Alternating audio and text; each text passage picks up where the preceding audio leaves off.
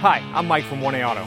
We've been selling auto parts for over 30 years. We're dedicated to delivering quality auto parts, expert customer service, fast and free shipping, all backed by our 100% satisfaction guarantee. So visit us at 1aauto.com, your trusted source for quality auto parts. In this video, we're going to be working with our 2008 Chevy Equinox. We're going to show you how to remove and replace your front strut assembly. If you like this video, please click subscribe. We have a ton more information on this and many other vehicles. And if you need this part for your car, you can follow the link down in the description over to 1aauto.com. Here are the items you'll need for this repair.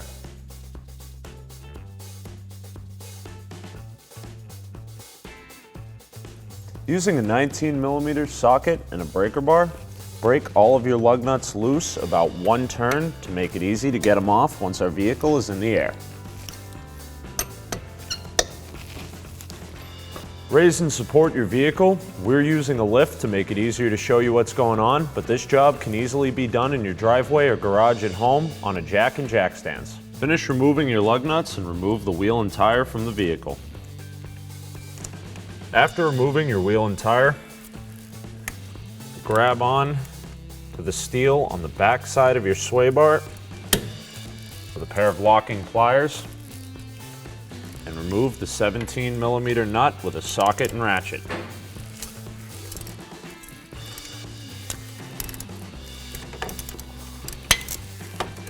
Remove the nut and remove the sway bar link from the strut. You can see where I've grabbed onto it with the locking pliers there. Remove the 13mm bolt, securing the flexible brake hose and ABS sensor harness onto the side of the strut. Do this with the 13mm socket and ratchet.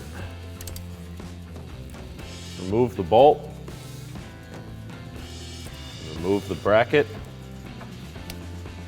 Using a 15mm open-end wrench on the head of the bolt because of the style of this bolt, we can't use a 6-point contact. And a 21mm socket and a breaker bar on the other side. We'll loosen up and remove the two bolts securing the bottom of the strut into the spindle. Now that bolt head is not turning, so it's possible that these are splines. Sometimes they do that to keep them from turning when you're doing something like this. But where it's so high torque and those splines have been in there for so long, it's possible that they will strip out, so it's a good idea to have that wrench handy. We also pre-treated these and soaked them in penetrating oil before we started shooting the video to give it some time to soak in and help free that up. I've left this nut flush with the end of the bolt because we're going to use that to safely tap it out without risking damaging the hardware. So once we get it to that point, we'll repeat the same process on the bottom bolt.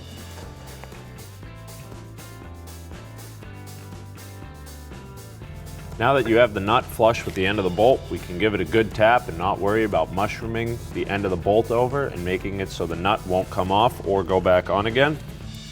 So tap those studs out of the spindle. You can see on this one what I was talking about with those splines.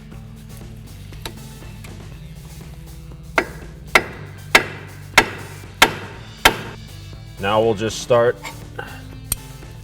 turning these out a little more and tapping them a little farther and turning and tapping until they're completely out of the spindle. Now that those splines are out, you might need that 15mm wrench to hold the bolt while you turn the nut. Now the majority of the tension is off the bolt, so you should be able to just gently tap the end and not worry about peening that bolt over. Push in a little. You may have to rock the spindle to get the bolt out. And repeat these steps on the bottom. Remove the three 13mm bolts on the top of the strut tower with a socket, ratchet, and extension.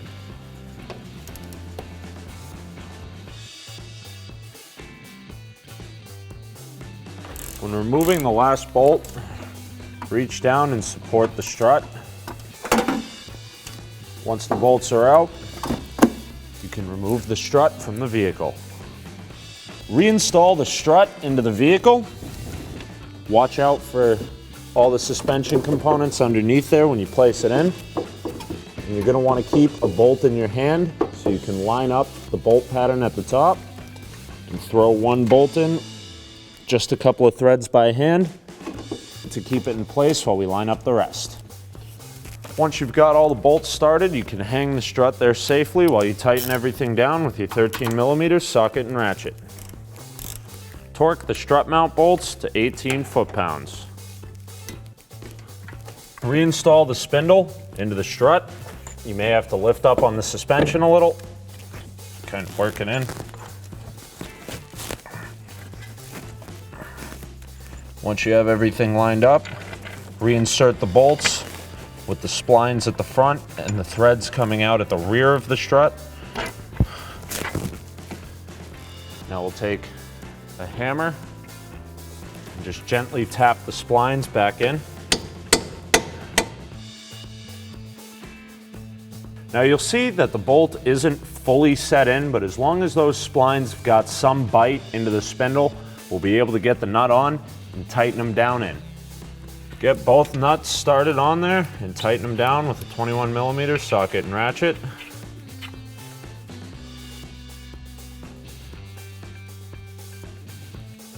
Torque the nuts to 136 foot-pounds.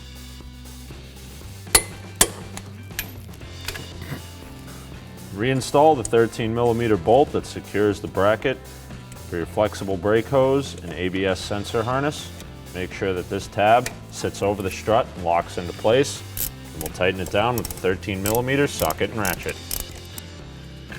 Reinstall the sway bar link into the strut. Start the 18mm nut on by hand. Clamp the back with a pair of locking jaw pliers like you did to remove it. Make sure you bite as far back as you can to make sure that you don't prevent it from tightening down fully. We'll snug it up with an 18mm socket and ratchet.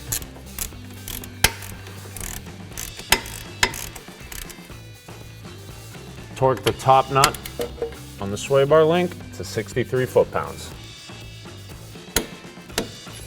Remove your locking jaw pliers.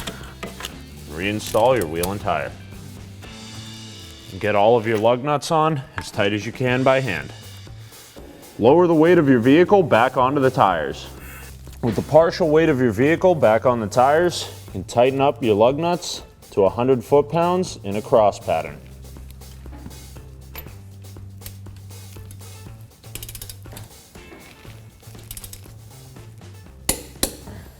Thanks for watching. Visit us at 1AAuto.com for quality auto parts, fast and free shipping, and the best customer service in the industry.